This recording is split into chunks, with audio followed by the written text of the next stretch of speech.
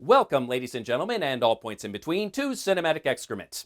I am dressed extra classy today, at least from the waist up, as far as you know, and I got a vodka martini, which means it must be time once again to dive into the world of Ian Fleming's super spy, Bond. James Bond. The Bond franchise has certainly had its ups and downs over the years, although Bond fans don't always agree on which are the ups and which are the downs.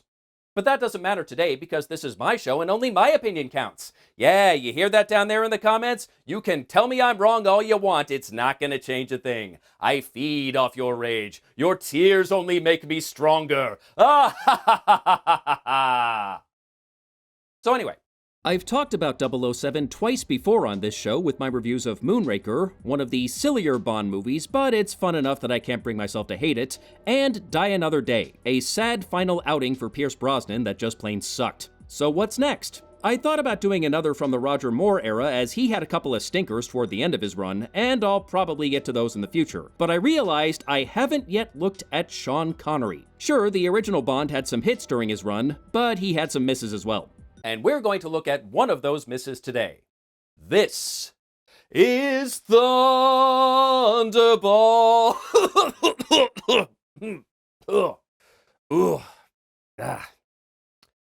That was a mistake.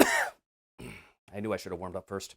Released in 1965 and directed by Terrence Young, who also directed the first two Bond films, Dr. No and From Russia with Love, Thunderball is based on Ian Fleming's novel of the same name and was originally planned as Eon Productions' first James Bond film. Those plans were derailed by a lawsuit as Fleming based the novel on a screenplay he wrote with Kevin McClory and Jack Whittingham, but failed to credit either. As a result of the court case, all three gentlemen were given writing credits, and McClory gained the film rights for the screenplay. Once the suit was settled, Eon negotiated with McClory to make the movie version of Thunderball rather than risk him making it with a rival studio. This resulted in the usual producers, Harry Saltzman and Albert Broccoli, ceding producer credit to McClory and allowing him to retain the rights to certain elements of the film. More on that later. It's been a while since I've rewatched Thunderball, and I was amazed at just how bad it is from the drop. This is one of the worst cold opens I've seen in the entire Bond franchise. He's attending the funeral of Jacques Bouvard, a member of the terrorist organization Spectre, who killed a couple of Bond's colleagues and coincidentally also had the initials JB. Bond spots something fishy with the agent's widow, and somehow he beats her home, and we find out she is actually a he. Or rather, she becomes a he. Prior to Bond punching him in the face, the actor was clearly an actual woman. In any case, Bouvard faked his death and attended his own funeral in disguise.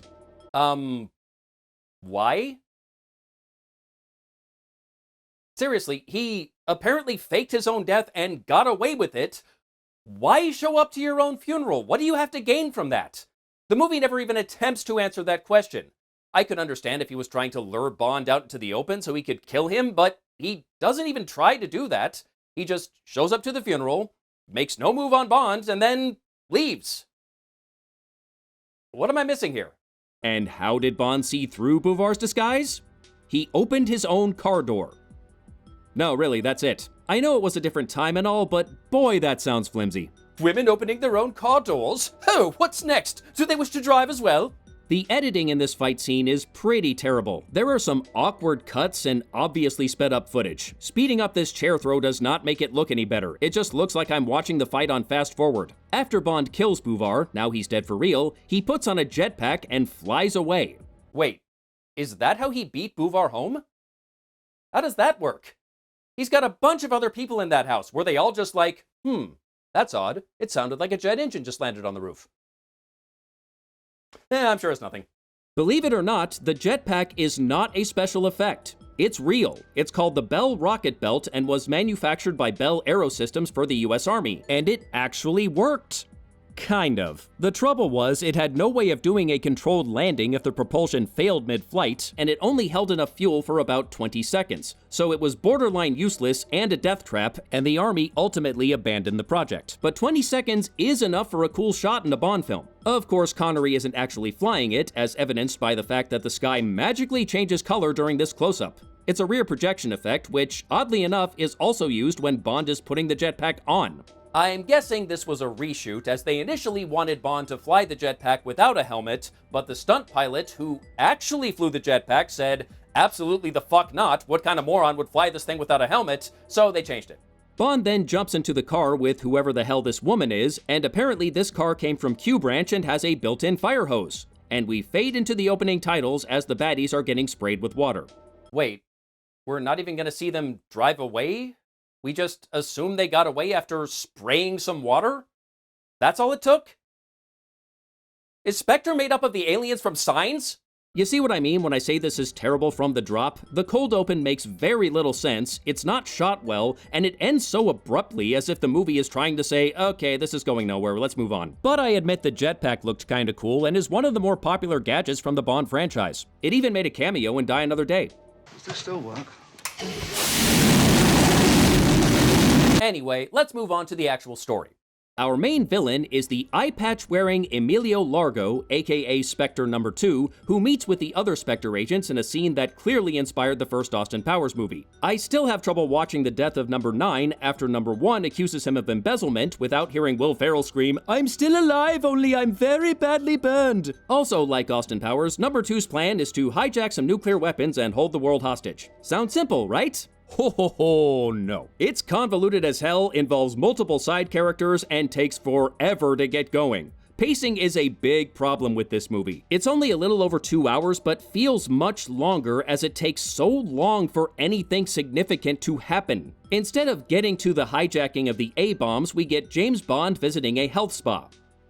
Yeah, isn't that riveting? And yes, I know this was part of the book, but the book actually explained why Bond was at the health spa. In the movie, he's there because... While at the spa, Bond meets Count Lippy, who has a tattoo that Bond recognizes as a Tong sign from Macau. You know what's funny how these allegedly secret societies just openly advertise their membership? This isn't the only example of that in the movie. There's a later scene where another character wears a ring with Spectre's logo. Not even trying to hide it. It's a little weird. But anyway, Bond can't be bothered to deal with Lippy at first as he's far too busy sexually assaulting the health club staff. Behave yourself, Mr. Bond. Oh, don't worry, he's a real stickler for chivalry. He'll force himself on you, but he'll open the door for you afterwards. And there's more. After the poor girl straps Bond to a spinal traction table, Lippy sneaks in and cranks it up to ludicrous speed. Why does it even have a setting that high? That sounds dangerous. But the girl rescues him before the device can rip his spine in half and begs James not to say anything as she could get fired for this. James says his silence could have a price, and he takes her into the sauna. And apparently the employees at this health spa do not wear underwear. You know we're in trouble when the movie starts to resemble a porn parody. But of course, now she's into it because Bond's dick is just that good. Good old 1960s. To be fair, there is a later scene where the movie shows a little self-awareness. James Bond, who only has to make love to a woman, and she starts to hear heavenly choir singing. Well, when you put it that way, it just sounds silly.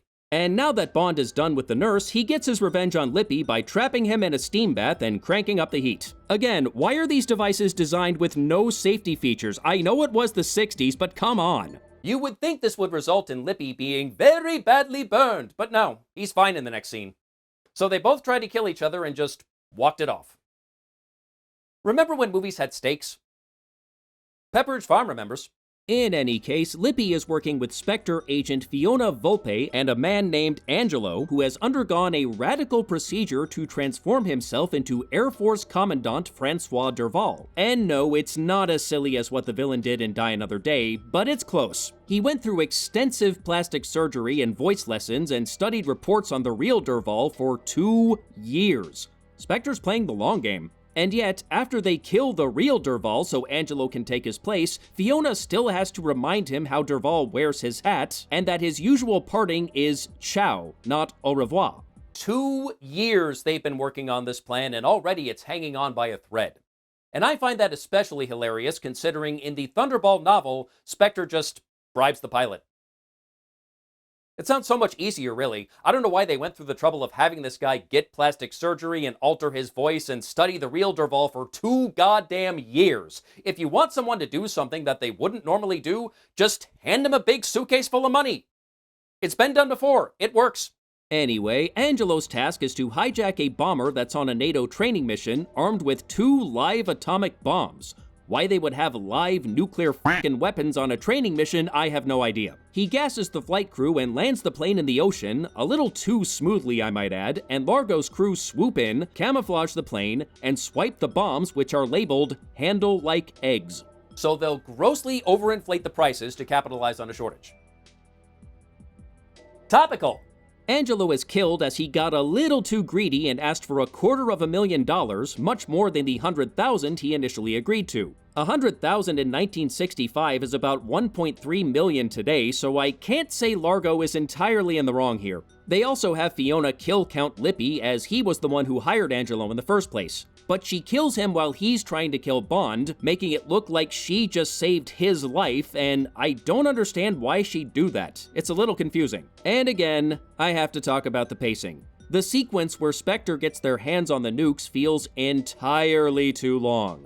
First the plane takes off, then Angelo gasses the pilots, then he crashes the plane into the ocean, then Largo very slowly moves in, very slowly grabs the nukes, very slowly covers the plane, and very slowly...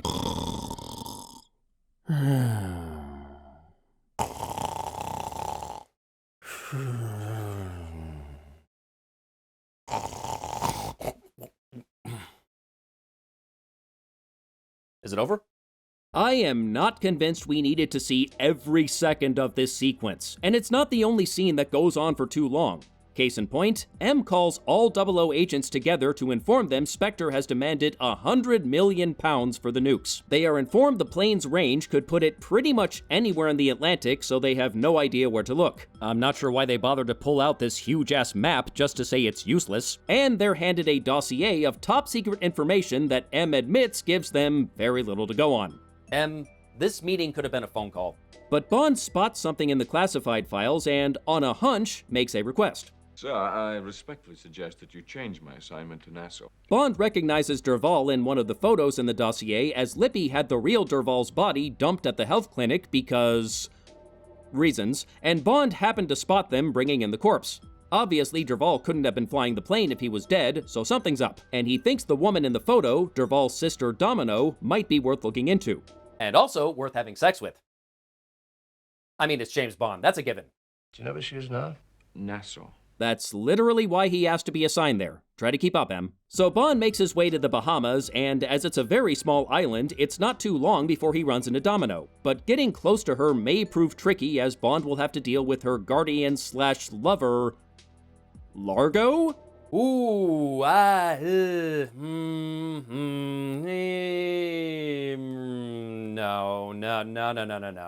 I'm not buying that one. Look, no disrespect intended to the late Adolfo Celli who played Largo, but... really? I'm supposed to believe Domino is shacking up with this guy? I know he's rich, but as far as I can tell, that's the only thing he has going for him. He's kinda schlubby, he has no personality or talents to speak of, he doesn't seem to be that intelligent as Bond is able to outsmart him at every turn. The first time they meet, Bond wipes the floor with him at the baccarat table, and he's objectively evil. Who would be attracted to someone like, okay, you got me there. I guess attraction to that sort of person is a real thing. I don't get it, but clearly it happens. If you've seen a Bond movie before, you know the routine. Bond charms his way into Largo's good graces at first, but Spectre soon figures out he's onto them and they try to kill him, unsuccessfully of course. And Largo absolutely fits the Bond villain template. For no reason whatsoever, he has a swimming pool full of sharks at his estate. Why sharks? Why not?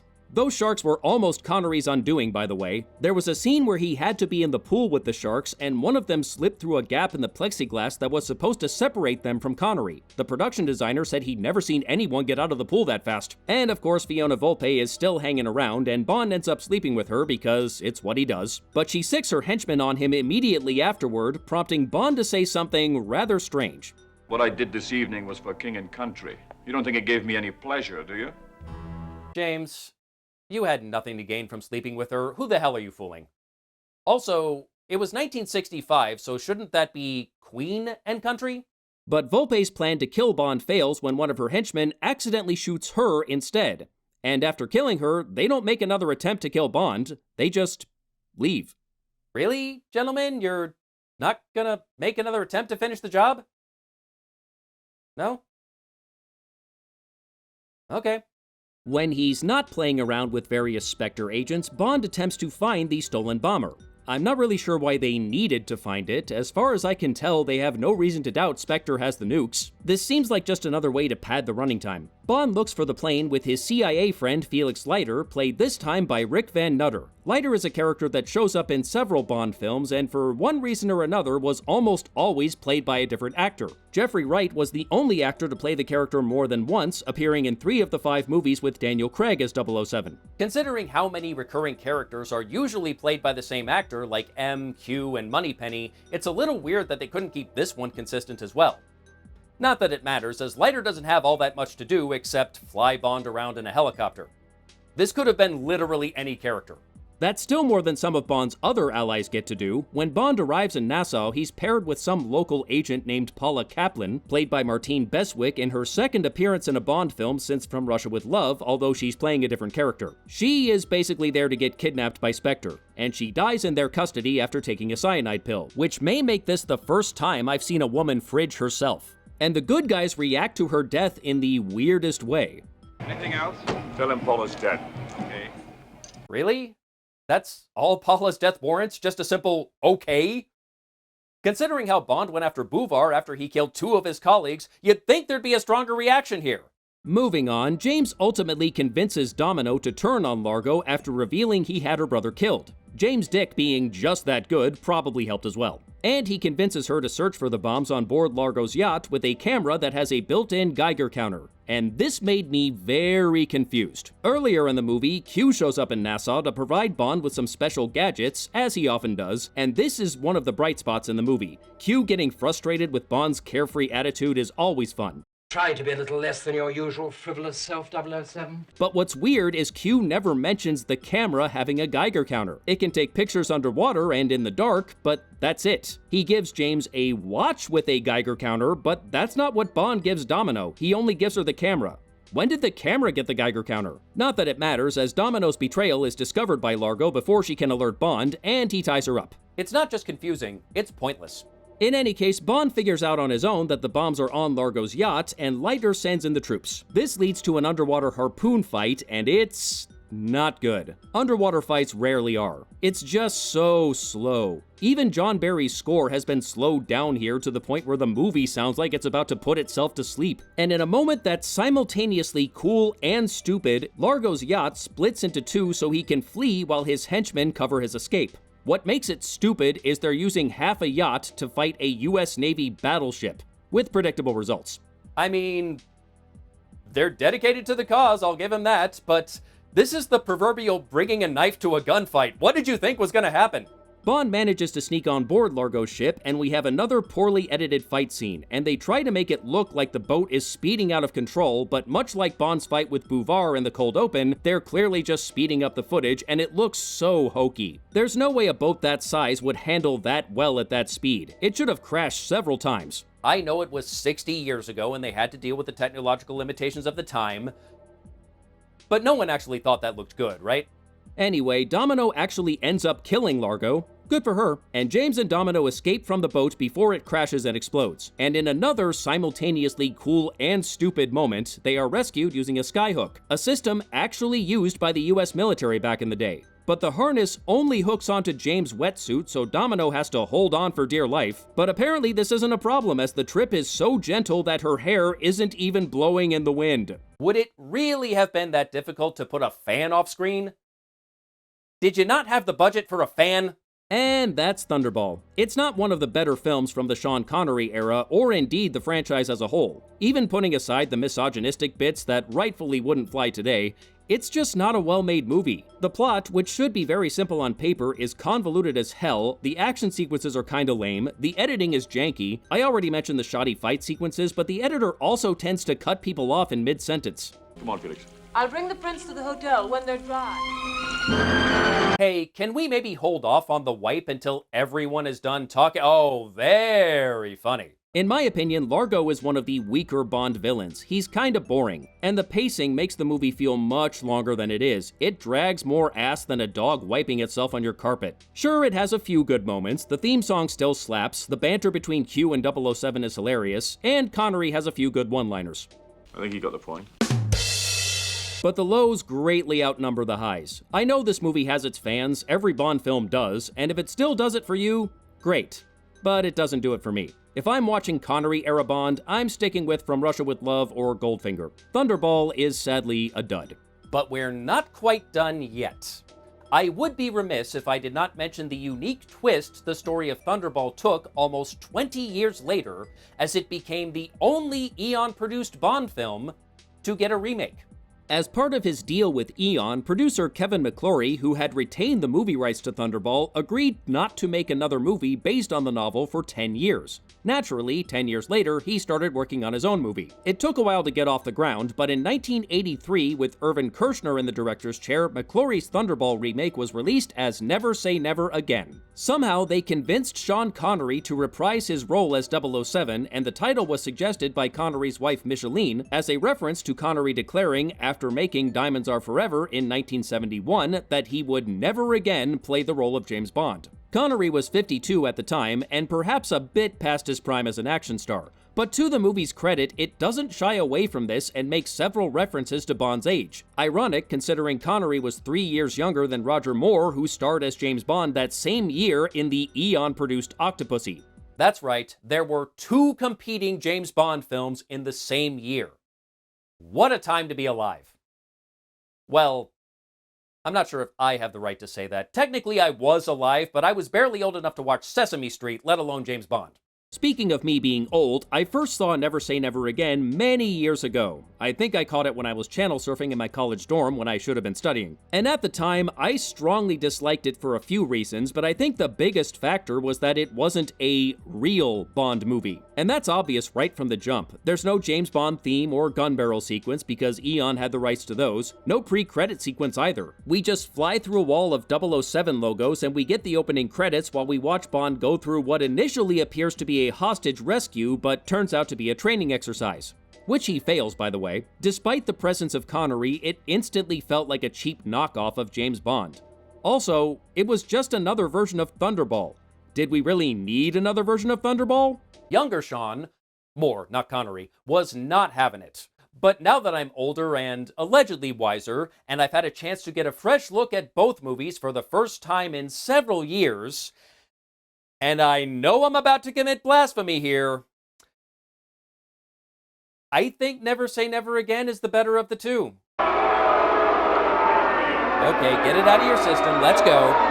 The story for Never Say Never Again is more or less the same, but with a few tweaks here and there, most of which I find welcome. Bond is actually given a reason to visit the health spa this time, as M decides he needs a strict diet and exercise regimen after his poor performance in the training exercises. Too many free radicals, that's your problem. I told you to put those radicals in prison, 007! Oddly enough, M lists the causes of Bond's health issues as too much red meat, white bread, and dry martinis. But he never mentions smoking, which I found odd as Bond is supposed to be a notorious chain smoker, and we've seen Connery smoking in previous films. I understand it was the 1980s and showing someone smoking on camera was frowned upon. There's only one scene in the movie where someone has a lit cigarette, though we don't see him inhale, and otherwise no one is smoking at any point in the movie. Bond even turns down a cigarette at one point. I understand not wanting to encourage bad habits, especially among impressionable young people who would see the movie, but surely they could still mention it. I mean, Bond refusing the cigarette later in the movie could be seen as a sign of positive growth. I also find it weird that smoking on camera was verboten, but drinking on camera? Totally fine. They did not think that one through, did they? Bond still sleeps with one of the nurses at the health club, but at least it's consensual this time, and I found it amusing that he snuck in some of his own snacks to accompany the health food they're serving. Beluga caviar, quail's eggs, vodka, foie gras. Is that suitcase also a cooler? Because apart from the vodka, I'm pretty sure that stuff needs to be refrigerated, James. Lippy is technically still present, but is never mentioned by name and only serves as a nearly indestructible brute sent to kill Bond. I mostly enjoyed their fight, although the ending was a little abrupt. And the plan to hijack the nukes is much less convoluted this time around. Air Force pilot Jack Patachi has been hired by Spectre to steal the nukes with the promise of funding his rather expensive heroin habit. What did I tell you? Bribery, tried and true. He's been fitted with a false eye that gives him access to retinal scanners, and during a training exercise where they obviously wouldn't be using live bombs, he uses his false eye to swap the dummy warheads with real ones, and Spectre intercepts them. That makes a lot more sense than what we got from Thunderball. I will say the way they kill him after the mission is a little odd. Spectre's femme fatale, Fatima Blush, which is an excellent name for a Bond girl, throws a snake into his car, causing him to lose control and crash. You'd think it would have been simpler to just shoot him or plant a bomb in his car or something, but no, apparently the best option was, surprise, snake! The main villain is still Largo, though they changed his first name to Maximilian. They also changed the name of his yacht from the Disco Volante to the Flying Saucer, I presume due to some trademark issues with the original movie. Technically, it is the same name, just translated to English. Anyway, this version of Largo is a much more interesting character. He's still a psychopath bent on world domination, but he also feels like a human being with an actual personality, compared to Adolfo Celli's somewhat robotic performance. Klaus Maria Brandauer is one of the highlights of the movie, and I actually understand why Domino fell for this guy. He does come across as charming, though he also has a disturbing side. Speaking of Domino, she's played this time around by Kim Basinger, and similar to Thunderball, helps Bond stop Largo and Spectre after learning they killed her brother. And like Brandauer, I found her performance to be much better than her Thunderball counterpart, Claudine Auger. And it doesn't hurt that she's easy on the eyes, though I note she's constantly wearing tight, form-fitting, and sometimes semi-transparent clothing, making me wonder if I need to blur this out, even though she's technically fully clothed. Domino, do you not own a bra? Similar to Thunderball, there is a scene in a casino where Bond and Largo face off, but instead of playing cards, they compete in some sort of world domination video game Largo personally designed. And as you get a bigger lead over your opponent, the joysticks give them increasingly stronger electric shocks. You lose the game if you let go, which of course neither man wants to do, and it gets very intense. It's a bit silly and over the top and very early 1980s, but I still thought it was a fun sequence. And while of course the filmmakers could not have predicted this, I do find it ironic that video games feature so heavily in the movie when it was released around the same time as the video game Crash of 1983. Timing is everything. Several familiar James Bond characters return, naturally played by different actors, including M, Q, Miss Moneypenny, Blofeld, and Felix Leiter. The latter was played by Bernie Casey, beating Jeffrey Wright by about 2 decades to be the first black man to play the role. This was a deliberate choice, as Connery thought a black Leiter would be a more memorable version of a character that audiences often found forgettable. It also helped that he actually had more to do than act as Bond's chauffeur. Leiter actually does stuff in this movie. I also liked Max von Sydow as Blofeld, who they chose to show on camera instead of keeping him in the shadows. Of course, by this point, the Eon films already brought Blofeld out of the shadows and You Only Live Twice, but I personally think von Sydow is a more intimidating presence than Donald Pleasance. I was not very happy with this movie's version of M, played by Edward Fox. He's basically here to just yell at Bond, and it gets old. The late Bernard Lee's M wasn't afraid to read Bond the Riot Act if he got out of line, but he did so in a much more dignified manner. Fox just comes across as a whiny little jerk. As for Fatima Blush, played by Barbara Carrera, I'm of 2 minds with this character. On one hand, she is delightfully insane and downright giddy about hurting and killing people. She kinda reminds me of Xenia Onatopp from GoldenEye, and she's fun to watch. But there's a very weird scene where she appears to have the upper hand on Bond, but won't kill him until he puts in writing that she was the greatest lover he ever had. That scene kinda lost me. I know she's supposed to be crazy, but that ain't crazy, that's just dumb. And I really did not care for Rowan Atkinson as Nigel, Bond's contact in the Bahamas. Never Say Never Again tried to inject a bit more humor than one would normally see in a Bond film, mostly with success, I would argue. And I normally find Atkinson funny. He's just not funny here. I just find him annoying. Reportedly, this character was added mid-production, and it shows. There's a scene where he calls Bond at his hotel while he's occupied with a woman he met earlier, and here's the thing. They're not in Bond's hotel room. They're in hers. How the hell did Nigel know where he was? The answer, of course, is they shoehorned him into the script at the last minute, and nobody caught the mistake. I should also note that in another attempt at humor, Nigel's last name is Small Fawcett. Which I think means he has a really... Like Thunderball, some questionable decisions were made in the editing room, including a weird sex scene with Bond and Blush where they keep cutting to... fish. I got nothing. And while they thankfully do not drag on as long as they did in Thunderball, Never Say Never Again still has some underwater in-action sequences because Hollywood will never learn. I'm surprised Connery was willing to do anything involving sharks again after what happened the last time. And while most of the movie is shot well, there are a handful of shots that look pretty bad. I'd like you to find what you're looking for. What I'm looking for is a shot that's in focus. They also made a big mistake by trying to ape the jetpack sequence in Thunderball, and it does not look good. The jetpack in Thunderball actually worked. This is just a cheap special effect. And I was a little confused by the ending. In the standard, allow me to explain my master plan before I kill you, Mr. Bond sequence, Largo reveals to Bond the location of one of the two nukes. Bomb number 1 is right under the president's feet in Washington, D.C. Oh, what a shame. We don't have enough time to get to Washington to stop that one. Oh well. Where's the other one? The second nuke is still in Largo's base near Ethiopia, and when Bond and Leiter attack the base, Largo runs off with the warhead, arming it before he leaves. But it's not clear where he plans to go with it. Now that the CIA and MI6 are onto him, he's not going to be able to make it back to the yacht. How far is he planning to swim with that thing? At least in Thunderball, they had a clear target. In Never Say Never Again, it feels like the writers just kinda gave up. And one final thing the movie has working against it is the theme song. It's not terrible, but it's one of the weaker Bond movie themes. They were never going to top Tom Jones, but it sounds like they didn't even try. It is by no means a perfect movie. I'm not even sure I would call it a good movie. But after giving it a second look and putting aside any preconceptions about it not being a real Bond movie, I think Never Say Never Again is an improvement over its predecessor.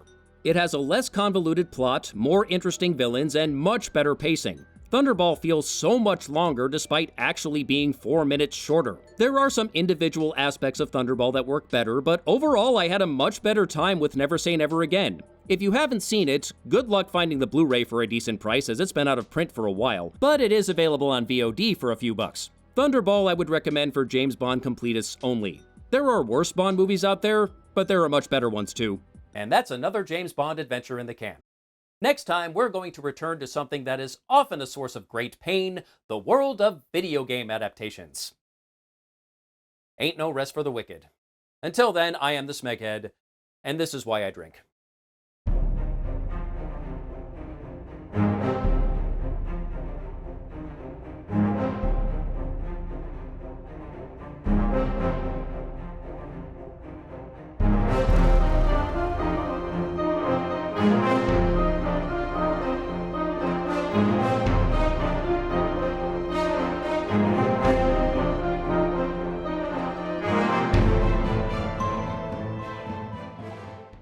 One of my friends sits this one out.